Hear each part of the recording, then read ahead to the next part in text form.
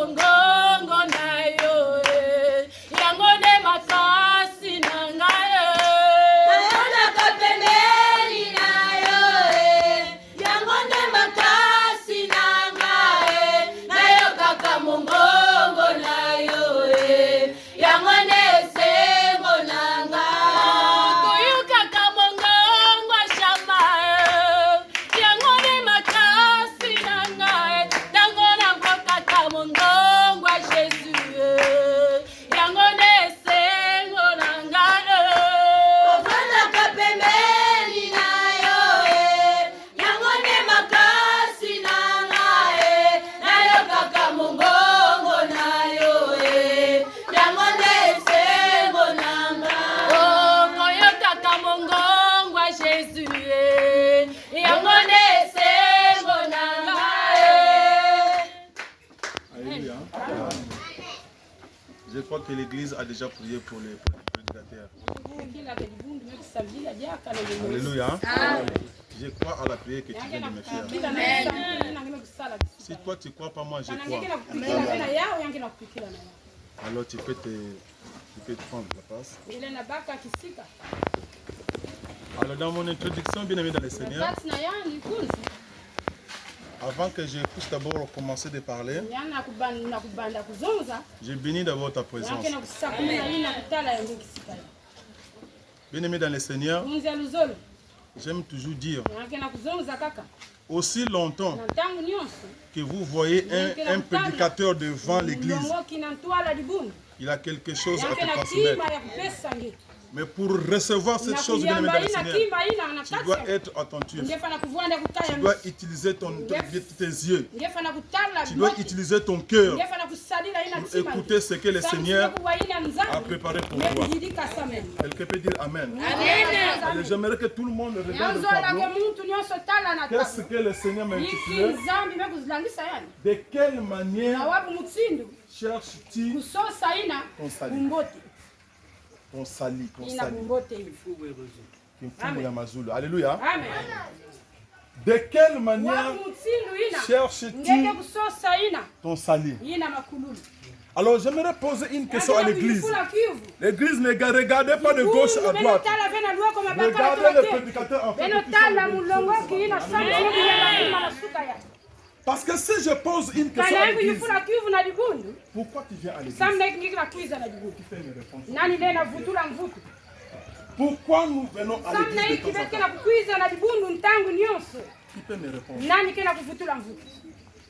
Parce que nous voyons aujourd'hui, beaucoup de chrétiens jusqu'aujourd'hui, on ne sait pas pourquoi je vais à l'église.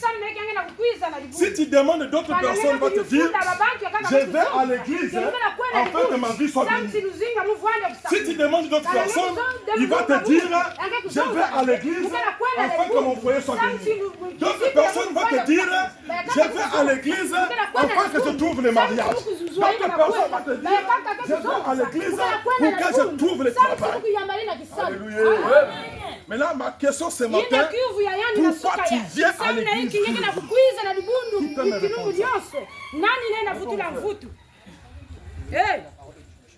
Pardon? Alléluia. Il y a une maison où lui vient à l'écouter la parole. Oui, quand même, c'est une bonne question. Une réponse? Maman, tu es la maison d'Angé? Alléluia. Qui peut encore répondre? Qui peut encore répondre? Pour avoir le salut. Vous allez répondre. Pour avoir le salut. Alléluia. Amen. Nous venons à l'église. La première des choses pour les chrétiens, nous venons à l'église pour chercher le salut. Alléluia. Mon frère, ma soeur, si tu viens à l'église pour que ton foyer soit béni, tu fais absolument rien. Si tu viens à l'église afin que je trouve le mari, tu fais absolument rien. Si tu viens à l'église afin que ma famille soit bénie, tu fais absolument rien. La Bible dit, premièrement, cherchez la gloire. Alléluia. Mais bien aimé dans le Seigneur, j'aimerais t'enseigner ce matin. Le salut, bien aimé dans le Seigneur, c'est pas quelque chose qui est donné à tous les chrétiens. Alléluia. C'est pas quelque chose qui est donné facile. Pour avoir les saluts, mon frère, ma soeur, il y a une processus à suivre. Alléluia. Il y a une processus à suivre. Tu peux pouvoir commencer du lundi jusqu'à dimanche. Si tu n'es pas un homme qui suit le processus, tu n'auras pas de salut. Alléluia. Allez, sans plus tarder, nous sommes tous debout, nous allons lire la Bible. Allez écouter la parole de Dieu. Toi qui n'as pas la Bible, il faut seulement soit attentif pour écouter la parole de Dieu. Luc chapitre 10, le verset 25. Nous lisons au nom du Seigneur Jésus-Christ. Le verset 25 dit: un docteur de la loi s'éleva et dit à Jésus pour l'éprouver: Maître, que dois-je faire pour hériter la vie éternelle? Jésus lui dit: que est-il écrit dans la loi que tu lis? Il répondit: tu aimeras le Seigneur ton Dieu dans tout ton cœur et de tout ton âme, de toute ton force et de toutes tes pensées. Et de toutes tes pensées et ton prochain comme toi-même. Tu as bien répondu, lui dit Jésus. Fais cela et tu vivras. Verset 29. Jusqu'à 29? Jusqu'à 37. Non, jusqu'à... Non. Jusqu'à 37. Jusqu'à 37. Mais lui voulait se justifier, dit à Jésus: et qui est mon prochain? Jésus prit la parole et dit: un homme descendit de Jérusalem à Jéricho. Il a tombé au milieu de brigands qui, dépouillant et chargeant de coups, et s'est allé laisser à demi-mort. Un sacrificateur qui passa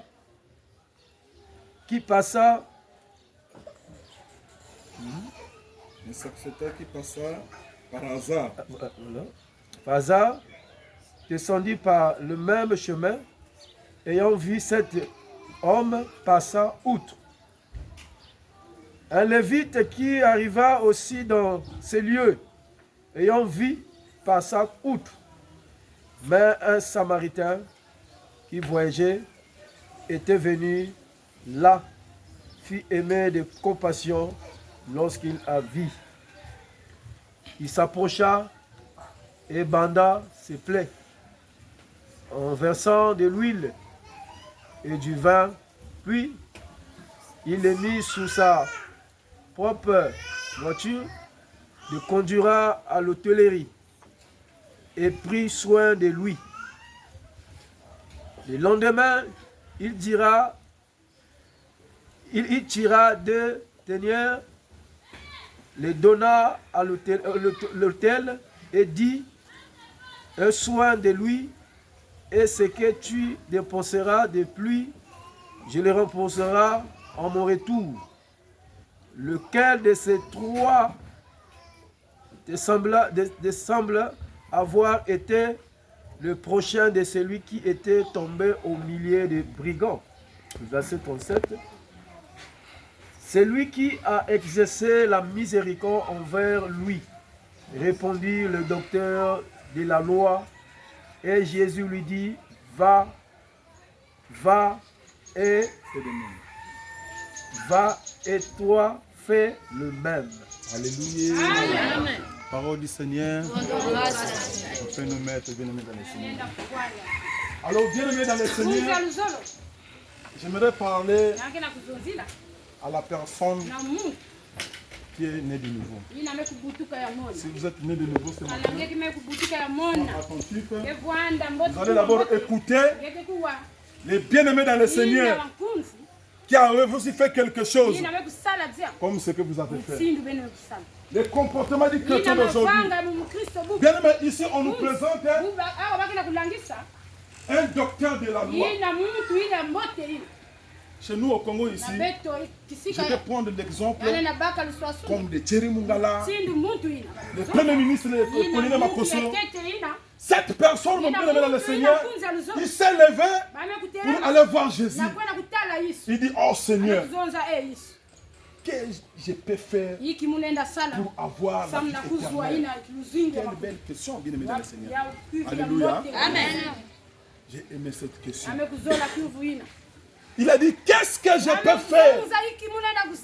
Malgré j'ai tout, je suis un docteur de la loi.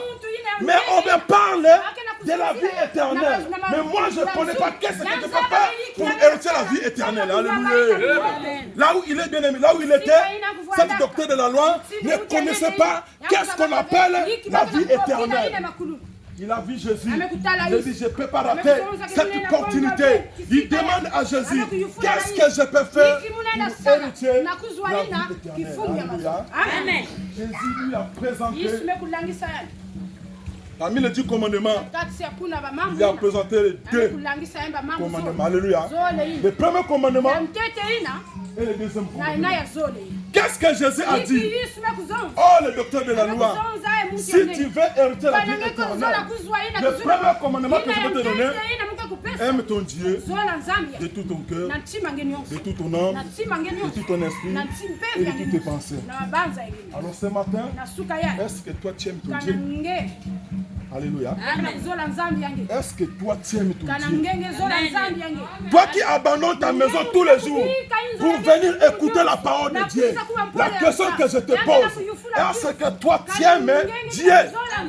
Comme cet docteur bien aimé dans le Seigneur qui a pris cet engagement, je ne regarde pas le poste qui a avec moi, je ne regarde pas le pouvoir que j'ai, mais je dois aller demander Jésus, qu'est-ce que je peux faire pour avoir la vie éternelle? Alléluia. Bien aimé dans le Seigneur, si réellement vous il y a des principes à suivre. Alléluia. Il y a des principes à suivre. Cet docteur de la loi, Jésus lui a présenté des choses. Alléluia. Parmi les 10 commandements, aime ton Dieu et aime ton prochain. Alors on nous a donné un exemple. Il y a eu un monsieur qui a quitté quelque part en allant à Jéricho, arrivé dans le chemin, cet monsieur a été frappé par des brigands que nous appelons les bébés noirs. Alléluia. On a tapé cet monsieur. La Bible dit que jusqu'à dénuement. Bien aimé dans le Seigneur, pendant qu'on a tapé ce monsieur jusqu'à dénuement, cet monsieur ne connaît même pas de gens. Alléluia. Cet monsieur bien aimé, la Bible dit qu'il était tombé jusqu'à dénuement. Regardez maintenant l'image. Regardez maintenant l'image. La Bible dit, la Bible nous a présenté 3 types de personnes qui s'est présenté devant cet homme qu'on avait tapé. Et la première personne, c'était qui? Un sacrificateur. Alléluia. Un sacrificateur, c'est une personne qui se sacrifie de quelque chose. La manière que je vois notre papa, le pasteur revenu, il se sacrifie tous les jours. Alléluia. Pour aller à la montagne, il se sacrifie tous les jours. Alors la première personne qui va se présenter devant cet homme qu'on avait tapé, c'est un sacrificateur de l'Éternel. Écoutez, un sacrificateur de l'Éternel. Toi qui crois que, parce que je viens prier ici, je dépasse tout le monde. Non. Alléluia. Le problème, c'est que je vais te parler ce matin.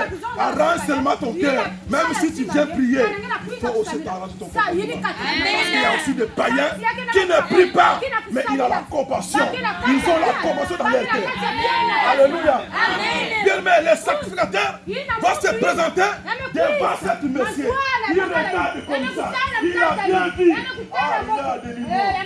Alléluia. Alléluia. Quelqu'un qui vient écouter la parole de Dieu, il regarde comme ça. Il dit ça, c'est pas mon problème. Je continue mon chemin. Un sacrificateur qui écoute la parole de Dieu, il est parti. Est-ce que ce sacrificateur-là, il aime Dieu? Il a l'amour du prochain. Alléluia. Mais un sacrificateur. Et la deuxième personne que la Bible nous a parlé. Alléluia. La deuxième personne, c'est un lévite. Un lévite. Un lévite, c'est quoi? C'est comme dans notre église. Tout ce monde qui fait sacerdoce. C'est lévite. Comme moi, le papa Jack Milongo. Les papas là, les mamans là qui prêchent ici, c'est des lévites. La deuxième personne qui s'est présentée devant ce monsieur, c'est un lévite. Il regarde comme ça. Il dit seulement, il est pour lui partir. Il continue ce chemin. La personne qui écoute la parole. Alléluia. Je voulais parler à un nouvel. Alléluia. À quelqu'un de aimé dans le Seigneur.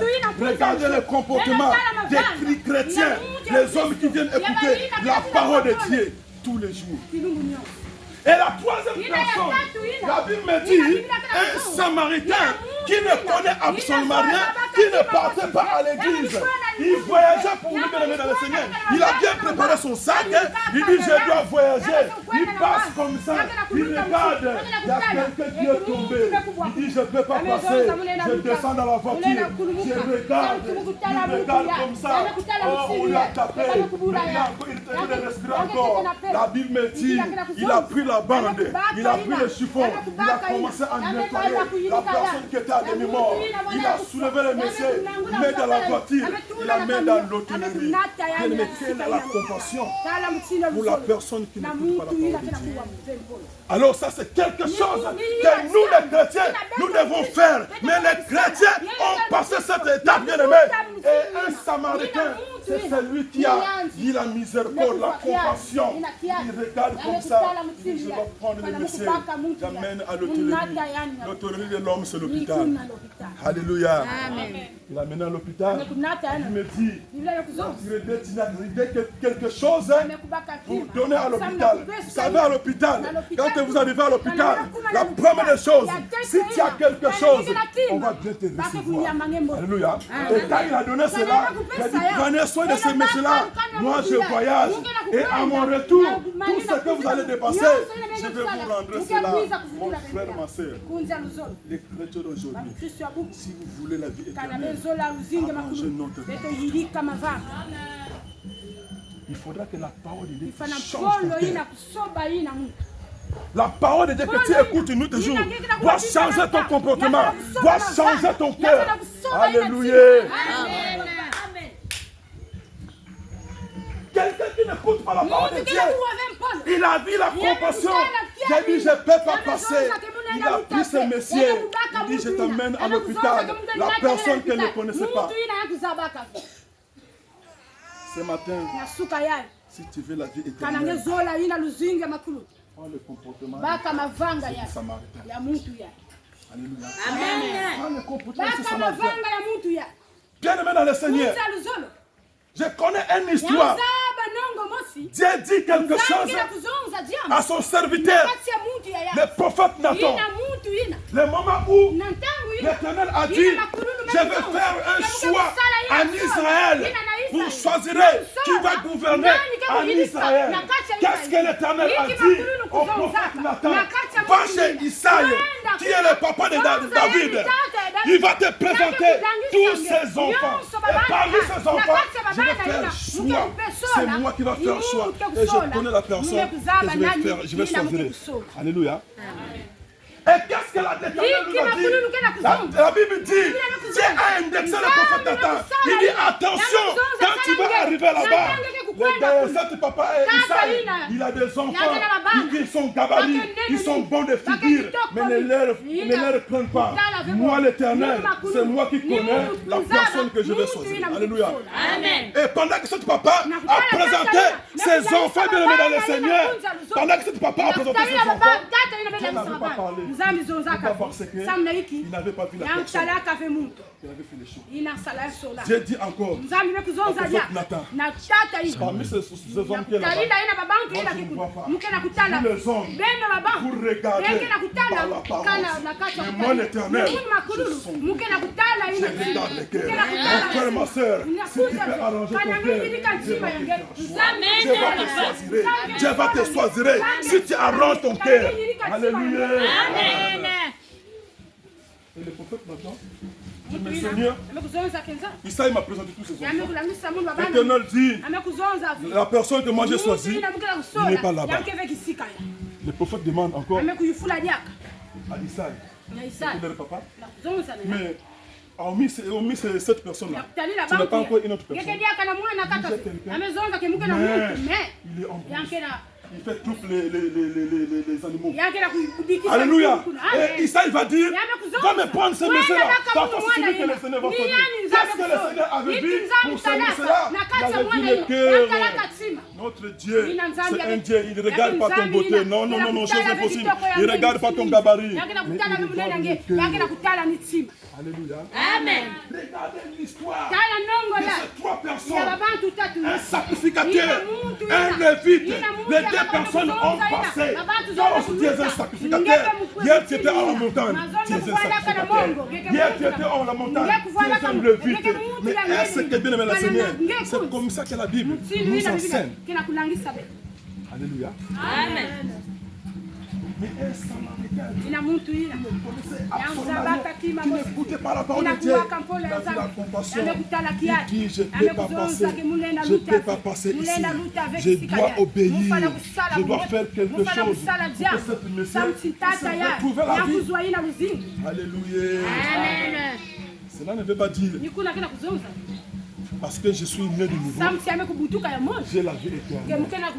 Ma soeur, cela ne veut pas dire parce que tu as eu le baptême, j'ai la vie éternelle. Non, non, non. Aime ton Dieu, aime aussi ton prochain. Les deux commandements, c'est quelque chose de très important. Une personne qui n'aime pas Dieu, même s'il prie beaucoup, il ne peut pas avoir les saints. Un traitement, même si tu pries beaucoup, mais si tu n'aimes pas Dieu, tu ne peux pas avoir le salut. Quelle que soit chose impossible. Alléluia. Et le salut, ce n'est pas les prophéties. Le salut, ce n'est pas seulement la prière. Le salut, ce n'est pas seulement venir à l'église tous les jours. Le salut, c'est quelque chose qui n'est pas donné à tout le monde. Alléluia. Ici, on peut être même 20 personnes. Parfois, Dieu connaît ses mains.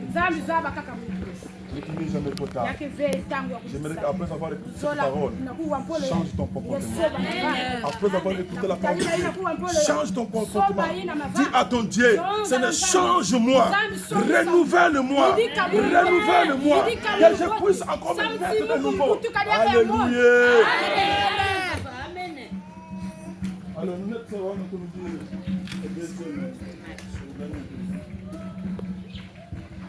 le verset 37.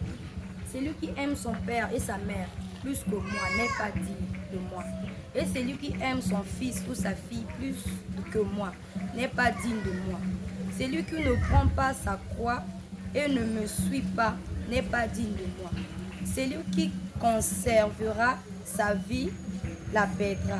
Et celui qui perdra sa vie à cause de moi la retrouvera. Celui qui vous reçoit me reçoit. Et celui qui me reçoit celui qui m'a envoyé. Amen. La Bible est claire. Celui qui aime son père et sa mère plus que moi, il n'est pas digne. Alléluia. Celui qui aime son mari ou son fils ou sa fille plus que moi l'Éternel, il n'est pas digne de moi. C'est lui qui ne prend pas son pouvoir pour amener lui-même. La Bible dit, qui n'est pas digne de moi. Bien-aimé dans le Seigneur, je ne t'ai pas dit que je n'ai pas aimé ton mari, je n'ai pas aimé ton frère. Mais la Bible nous dit, tu dois d'abord aimer, premièrement, Dieu. Alléluia. Le mari là, qui t'avait donné ça? C'est Dieu. Mais il y a des chrétiens aujourd'hui qui aiment même son mari plus que Dieu. Non, chose impossible. Tu ne peux pas aimer ton mari plus que Dieu, chose impossible. Tu ne peux pas aimer ta femme plus que Dieu, chose impossible. Car la femme là, car le mari là, c'est Dieu qui t'a donné ça. L'enfant là, c'est Dieu qui t'a donné ça. Alléluia. Si nous voulons hériter le salut dans le Seigneur, nous devons aimer Dieu. Il y a des chrétiens même qui aiment plus son travail que Dieu. Oh, ne vous voyez pas que c'est compliqué pour Dieu. Comment tu vas aimer beaucoup ton travail plus que Dieu? Comment tu vas beaucoup aimer ta commerce plus que Dieu? Qui envoie les clients dans cette commerce? Mais c'est ce Dieu-là. Tu dois d'abord l'aimer.